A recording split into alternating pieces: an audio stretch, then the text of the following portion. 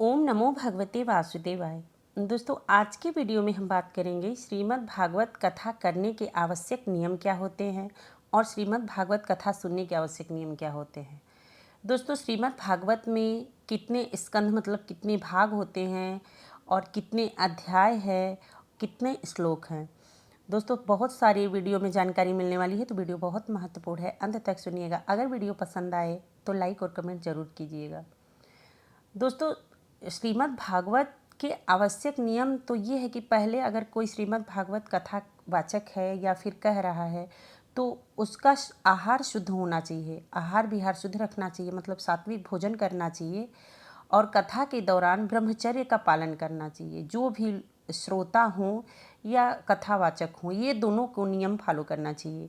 शुद्ध आहार लेना चाहिए, सात्विक भोजन करना चाहिए और कथा के दौरान ब्रह्मचर्य का पालन करना सबसे श्रेष्ठ माना गया है।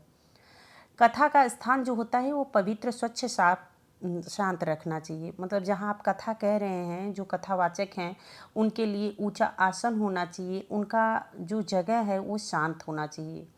अगर घर में करवा रहे हैं तो अपने घर के ईशान कोण में अपना आसन लगाएं। अपने कह रहे हैं या किसी मतलब कथावाचक से सुन रहे हैं तो उस दौरान पवित्र स्थान होना चाहिए, स्वच्छ स्थान होना चाहिए और शांत होना चाहिए, जहाँ बहुत ज़्यादा शोरगुल ना हो।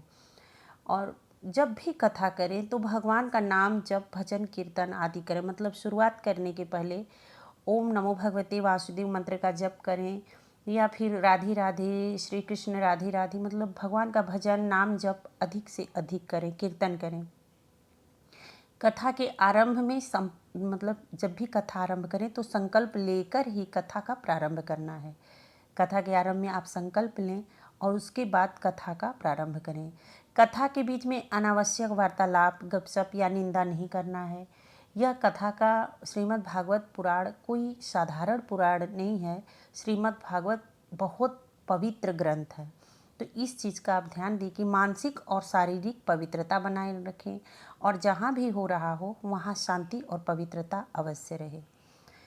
कथा के प्रारंभ में पहले मंगलाचरण करें, मतलब गणेश का वंदना करें, गुरु का वंदना करें, भगवत जी मतलब श्रीमद् भागवत जो पुराण है उसको एक लकड़ी का जो आता है स्टैंड, उस पर रखें और रखने के बाद प्रार्थना करें। जमीन पे किसी भी धर्मशास्त्र को, ग्रंथ को नहीं रखना है, क्योंकि ये घोर अपमान होता है ग्रंथ का, हमारे वेद उपनिषद का। तो आप किसी भी धर्मशास्त्र का, ग्रंथ का अगर उच्चारण कर रहे हैं, आप पाठ कर रहे हैं, तो आप आसन का ध्यान दें। और श्रीमद् भागवत कथा कह रहे हैं तो उसके लिए आप एक लकड़ी का स्टैंड रखें। पहले मंगलाचरण करें, गणेश वंदना करें, गुरु वंदना करें और भगवत जी का वंदना करें, सुखदेव जी का वंदना करें और व्यास जी का स्मरण किया जाता है।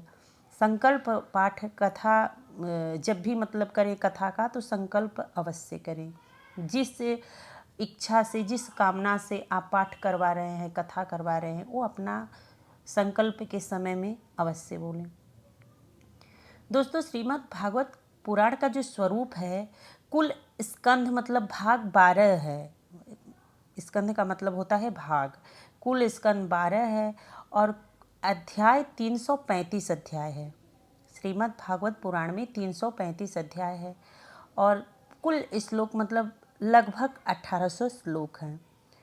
प्रथम भाग में मतलब प्रथम स्कंध में कुल अध्याय 19 है। इसमें भगवान श्री कृष्ण के धरती से प्रस्थान के बाद की घटनाएं, परीक्षित जी का जन्म, कुरु वंश का वर्णन, परीक्षित को शाप और भगवत श्रवण की तैयारी बताई जाती है। दोस्तों, सभी श्रोताओं को मतलब जितने भी श्रोता सुने उनको मैं नमस्कार कर रही हूँ कि जो भी हमारी वीडियो को सुन रहे हैं और अगले लोगों को भी शेयर करते हैं। देखिए, अगर कोई चीज़ आप श्रवण करते हैं, आपको ज्ञान होता है और उस धर्म ज्ञान का आप किसी और के साथ साझा करते हैं, शेयर करते हैं, तो उनको जो लाभ प्राप्त होता है उसका मूल जो होता है वो आपको प्राप्त होता है। क्योंकि कोई भी धार्मिक चीज़ों को हर किसी को बताना चाहिए। धर्म, तभी ये कलयुग में धर्म का प्रचार, भक्ति भजन का प्रचार, अपने धर्म का प्रचार होता है। तो अगर आप कोई चीज़ सुनते हैं या फिर आपको कोई नॉलेज होता है तो आप अगले को भी तो शेयर किया करिए।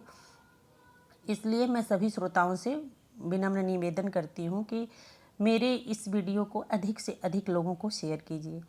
दोस्तों, आज हम श्रीमद् भागवत पुराण की कथा का प्रारंभ करने जा रहे हैं, मतलब सुना रहे हैं कि इस पुराण के महापुराणों में सर्वश्रेष्ठ कहा गया है। क्यों कहा गया है?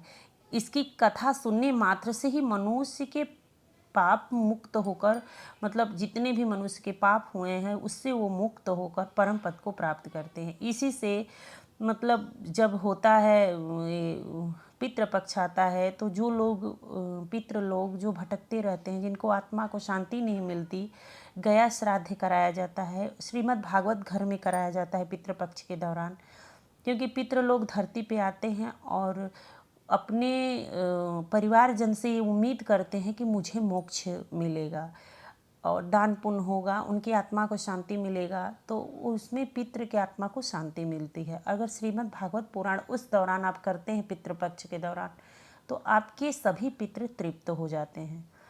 तो अध्याय 1 में जो है प्रश्नों मतलब नौमी सारण्य उत्पत्ति होती है। प्रथम अध्याय जो है उसमें नौमी सारण्य की उत्पत्ति होती है। नौमी सारण में 88,000 ऋषि मुनि एक साथ 1 सहस्त्र वर्षीय यज्ञ कर रहे थे। सौनक आदि ऋषि सूत जी से धर्म, ज्ञान, भक्ति और कलिकाल की मुक्ति का उपाय पूछते हैं। सूत जी व्यास का वर्णन करते हैं कि उन्होंने वेदों का विभाजन किया, फिर पुराण और महाभारत रचा। व्यास जी को संतोष नहीं हुआ, तब नारद जी ने उन्हें भक्ति प्रधान कथा कहने की प्रेरणा दी।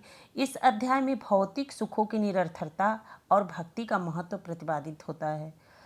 दोस्तों, महत्वपूर्ण श्लोक है श्रीमद् भागवत का, मतलब प्रथम अध्याय का। स वै पुष्पम परो धर्मो यतो भक्ति रथोचचे अहेतुकी अपप्रतिहता यया आत्मा सुप्रसिद्धति। मतलब इस श्लोक का अर्थ है परम धर्म वही है जो भगवान में निष्काम भक्ति उत्पन्न करता है। कहने का तात्पर्य यह है इस श्लोक का कि सबसे परम सर्वश्रेष्ठ धर्म वही है जो भगवान में निष्काम भक्ति का मतलब भक्ति उत्पन्न करता है। दोस्तों, आगे अध्याय में मैं बताऊंगी, अभी आपको बस प्रथम अध्याय के बारे में बता रही हूँ, वीडियो बहुत लंबी हो जाएगी। अब आप लोग मेरे वीडियो को हमेशा वॉच करते रहिए। मैं रोज़ श्रीमद् भागवत कथा का प्रथम अध्याय, द्वितीय अध्याय में निकालती रहूँगी। तो आप लोगों से यह अनुरोध कर रही हूँ कि इस वीडियो को अधिक से अधिक लोगों को शेयर करें। अध्याय 2, 3 में धर्म, भक्ति और ज्ञान की चर्चा हुई है। प्रथम अध्याय में व्यास और सूत जी के बारे में मैंने बताया। द्वितीय अध्याय में धर्म, भक्ति और ज्ञान की चर्चा हुई है। चौथे से सातवें में व्यास नारद का संवाद होता है। इस कथा में नारद के पूर्व जन्म की कथा सुनते हैं, पूर्व जन्म का। अध्याय 8वें और 12वें तक कुंती स्तुति भीष्म का उपदेश होता है। अध्याय 13वें और 18वें में पांडव को स्वर्गारोहण, परीक्षित का जन्म, उसका राज्याभिषेक होता है। अध्याय 19वां में शमीक ऋषि का शाप, परीक्षित का शाप लगना, परीक्षित का निर्णय कि अब केवल श्रीमद् भागवत श्रवण करेंगे। राजा परीक्षित लास्ट में श्रीमद् भागवत का श्रवण करेंगे, ये बोले थे। तो यही है कथा का प्रारंभ। मैं अगले वीडियो में बताऊंगी ये कथा का स्वरूप, पहले कथा का प्रारंभ कैसे होता है। वीडियो बहुत लंबी हो जाएगी। दोस्तों, मिलती हूँ अगले वीडियो में जिसमें श्रीमद् भागवत के प्रथम अध्याय के बारे में मैं बताऊंगी। तब तक के लिए जय श्री राधे।